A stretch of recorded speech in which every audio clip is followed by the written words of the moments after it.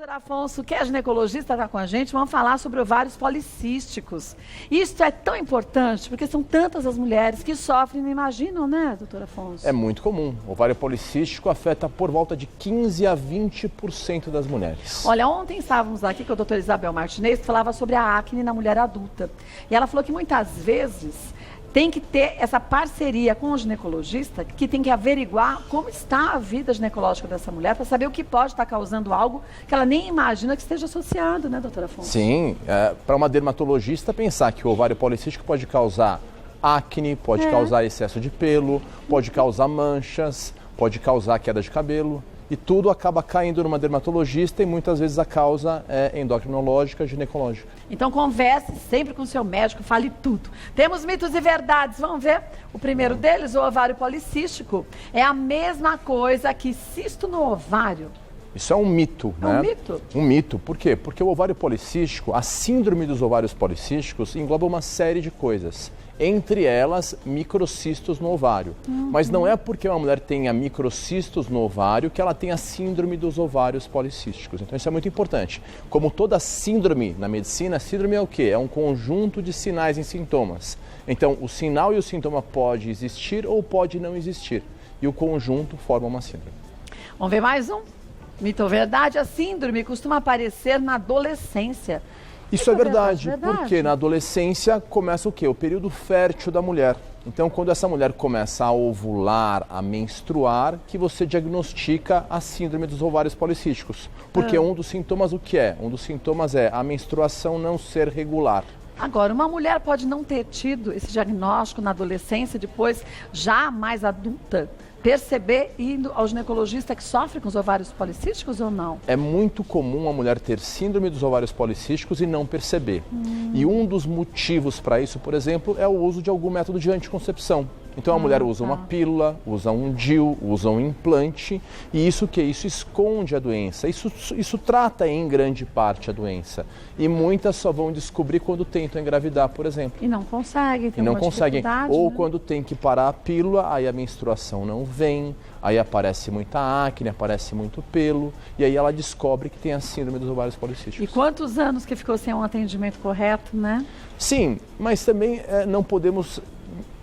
nós temos que mencionar que a pílula é um tratamento também. Então é claro que muitas vezes, se aquela mulher tem uma vida normal utilizando a pílula, ok. Assim, mas por exemplo, ela pode deixar para engravidar depois dos 40 anos. Aí descobre que tem a síndrome de ovários policísticos nessa idade. Quer dizer, o tempo já está reduzido para ela realizar esse sonho, né? Mas aí a gente tem que mencionar, né? Nenhuma mulher deve, se possível, passar dos 35 anos para ter filhos. E dos 40 anos nem pensar. Quer dizer, os óvulos estão muito mais jovens até essa idade, né? Sim, então assim, isso é um recado para todas as mulheres em casa. Independente de ter ou não ter síndrome dos ovários policísticos, não deixe para engravidar muito tarde, de preferência até 35 anos.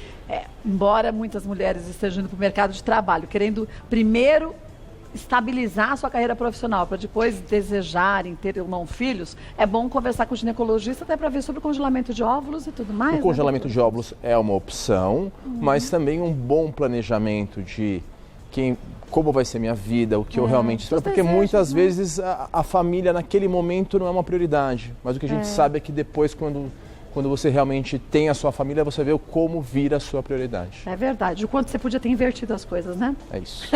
Vamos ver mais uma? Anticoncepcionais curam a síndrome dos ovários policísticos? Não, eles não curam, isso é um mito.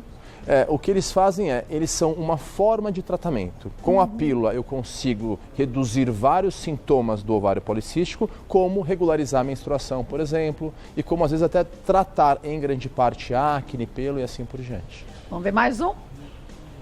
Síndrome do ovário policístico predispõe ao diabetes tipo 2. É uma verdade, em grande parte é uma verdade.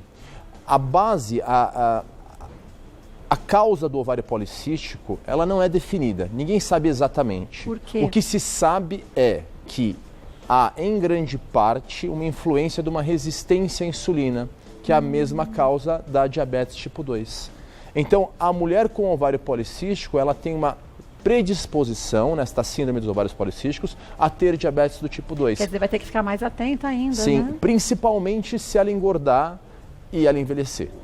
Tá? E a outra situação muito importante, onde toda mulher com síndrome dos ovários policísticos deve checar, é durante a gravidez, que é outro momento também crítico para desenvolver diabetes, que no caso seria diabetes gestacional, né? mas também a base é a mesma, que é a da diabetes do tipo 2. Volta e a gente tem muitas perguntas para responder. Agora vocês viram. Perguntas, a gente tem aqui uns desenhos para você entender o que é a síndrome dos ovários policísticos. Aqui do lado esquerdo é um ovário normal, comum, né? Sim, do lado de lá é um ovário normal e do lado de cá um ovário policístico.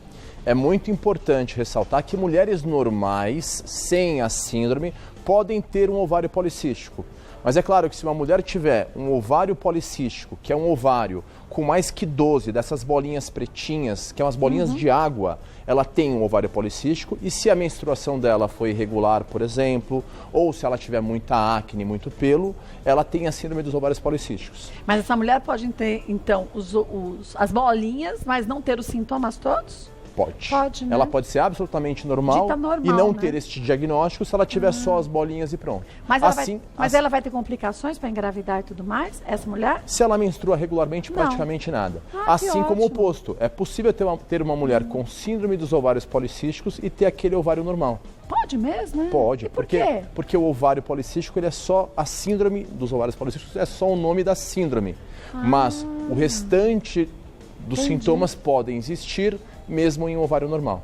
E é muito importante que a mulher que tem esse diagnóstico, ela descarte outras doenças que podem causar um quadro semelhante, que são doenças da tireoide, que são alterações de suprarrenal, que são alterações de prolactina, que é produzida aqui, numa glândulazinha que chama hipófise. Então é importante excluir outras doenças antes de fazer esse diagnóstico. A gente tem mais um desenho, mais uma fotinho aqui, ó, do ovário policístico e do ovário normal, né? Sim, então a gente pode ver que o ovário normal, ele vai ter pequenos cistos, bolinhas pretinhas no ultrassom, que são de água, de 2 a 9 milímetros. Só que no ovário policístico, para você chamar de ovário policístico, tem que ter mais de 12 dessas bolinhas, ou ter um volume maior que 10 ml.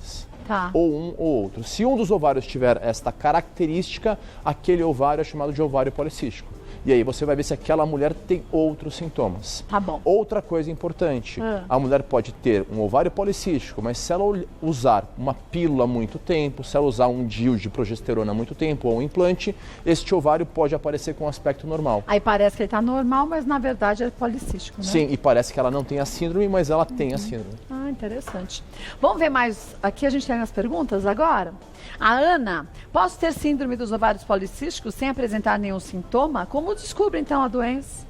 É possível, sim, é possível, principalmente se ela estiver usando uma pílula, por exemplo. Se ela está usando um método de anticoncepção hormonal, os sintomas podem estar escondidos. Camuflados, né? Camuflados. Ou também é possível ter a síndrome sem sintomas. De repente ela tem, ao fazer um ultrassom, um ovário com aspecto policístico, e ao dosar os hormônios, ela tem muito hormônio masculino, muito hormônio androgênico. E, portanto, ela teria desta maneira o diagnóstico da síndrome. Agora, como descobrir se tem a doença? Só fazendo um check-up mesmo, né? Sim, tem que passar no seu ginecologista, tem que ser examinada regularmente. E também lembrar que é muito importante que a doença, praticamente falando em uma doença, implica em ter um prejuízo para a vida daquela pessoa. É claro que nesse caso pode ter um prejuízo de repente futuro para a vida daquela pessoa.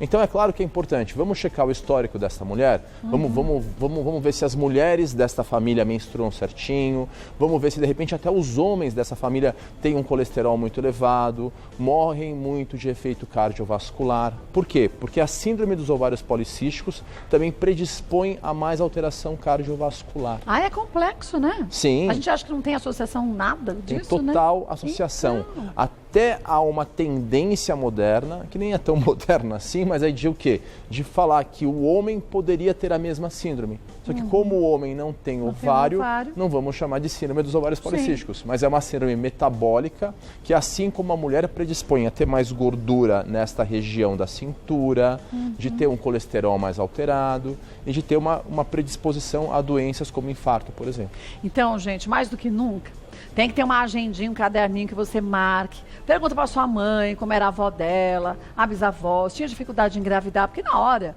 que a gente está no consultório você nem lembra de tudo isso, né?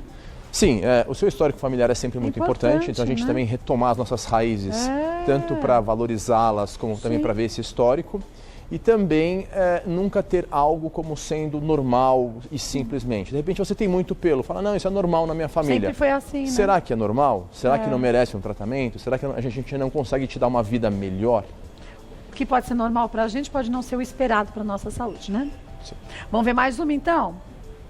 Cristina, minha menstruação está muito irregular e venho apresentando queda de cabelo. Existe algum tipo de alteração menstrual que seja característico da síndrome do ovário policístico? A menstruação irregular, isso é, o intervalo entre uma menstruação e outra ser muito longo, maior que 35 dias, ou variar muito, isso é, de repente em um mês ela menstrua em 28 dias, mas no mês seguinte menstrua em 60 e no outro mês em 50, essa mulher tem uma menstruação irregular. Existe uma causa para aquilo.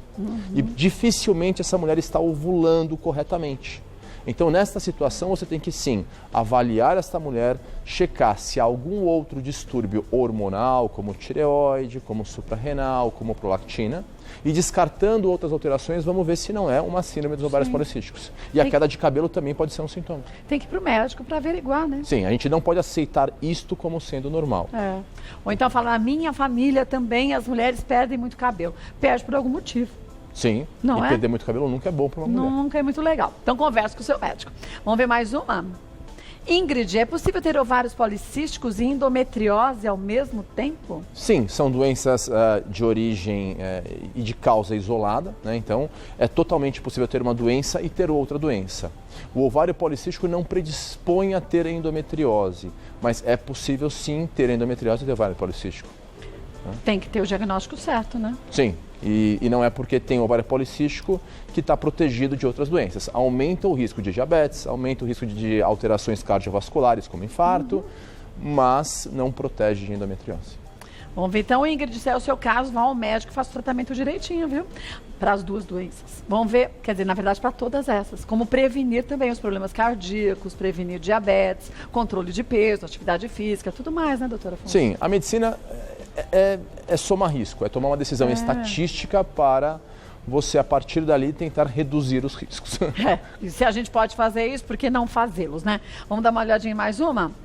A Marta, quais exames são necessários para realizar para descobrir se temos a doença e qual o melhor tratamento? É claro que para pedirmos exames é necessário algum sintoma. Então, olha, aquela paciente do início, ela não sente nada, isso está tudo super bem, perfeito. Mas é claro que, por exemplo, antes de começar uma pílula, é legal ver se aquela menstruação daquela mulher está regular. Se a menstruação está irregular, antes de tomar a pílula, vamos ver o porquê dessa irregularidade, vamos entender qual é o problema para depois, a partir dali, buscar um tratamento. Porque a pílula é um tratamento possível para o ovário policístico. Isso é uma das opções para aquelas mulheres que não querem engravidar, é tomar uma pílula, por exemplo. Sim. Por outro lado, uma mulher que queira engravidar, nós podemos tanto usar remédios para diabetes, que em muitas situações ajudarão aquela mulher a ovular e a engravidar, como também checar, a mulher está com um peso muito alto, está obesa, perder peso ajuda esta mulher a ter um ovário funcionando melhor, a ovular e a engravidar. E em algumas situações, realmente, induzir a ovulação com comprimidos ou com injeção, e essa mulher ovulando, ela vai ter a gravidez. Por isso, gente, mais do que nunca, cada corpo é um corpo, o médico tem que decidir o que é melhor para a gente com individualidade, né? Depende do peso que a pessoa está, da idade que ela está, do problema que tem, se é só esse, se tem outro problema associado de saúde, né, doutor Afonso? A consulta médica é super importante e programas como o seu também ajudam. Sim, é claro que as dúvidas, né? Qualquer mulher pode ver essa informação, ou até os homens podem orientar as mulheres da sua vida a verem essas informações e falar, calma aí, ó, o que você tem pode não estar muito certo. Olha, como que você quer, de repente, como que a gente vai pensar em engravidar daqui 1, 2 anos se a tua menstruação não está correta? É verdade. Como vai pensar em engravidar se você está muito acima do peso? Então, essas informações são muito importantes, espaços como esse realmente são muito úteis para a população, para realmente buscar uma qualidade de vida melhor e evitar problemas no futuro. E o espaço é justamente para isso, para esclarecer dúvidas, porque a consulta você faz depois no consultório, né? Sim. Tem mais uma? Essa foi a última, né? Acho que essa foi a última da Marta. Olha, lembrar, gente, você de casa, do seguinte, a gente estava dizendo isso, que esse espaço aqui é de prestação de serviços e é extremamente extremamente importante para vocês, para a gente aqui, todo mundo aprende demais. E mais do que isso, a cada ano, a cada dia, a medicina vai se modificando, vai descobrindo outras formas de tratamento e outras doenças que muitas vezes no passado não se percebia que eram associadas ao que a gente vê hoje. Então busque a orientação médica, mas volte ao consultório para dar continuidade ao seu tratamento. Essa história da gente ir no ginecologista uma vez por ano pode ser chato, mas é importante. Então coloca na agenda e não pensa se quer ou não quer ir, vai e pronto. Então é daí que a gente consegue resolver os problemas, minimizar o que não dá para ser curado, se é uma doença crônica, ter um controle certinho e ter qualidade de vida, né, doutor Afonso? Sim, a informação é a principal arma. Realmente é uma mulher que se informa e que realmente passe regularmente no seu médico, vai viver mais, vai viver melhor e vai antecipar problemas e tratá-los com muito mais facilidade. Muito melhor, mais qualidade de vida, né?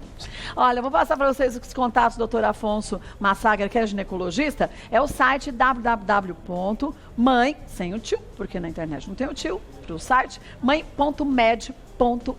Lá tem informações, tem várias matérias, mas não esqueça, vá ao seu médico com tudo anotadinho, com as suas dúvidas, siga a orientação dele, porque ele sabe o seu caso isoladamente e vai buscar o melhor para você. Esse contato médico-paciente tem que ser de transparência total. Converse, decida e mais do que isso, planeje a sua gravidez no tempo certo, porque nada pior do que a gente querer algo na vida e depois lá na frente, não tem mais como você reverter, e aí você saber que você podia ter feito no sentido inverso do que você fez, né, doutor Afonso? Sim, sem dúvida.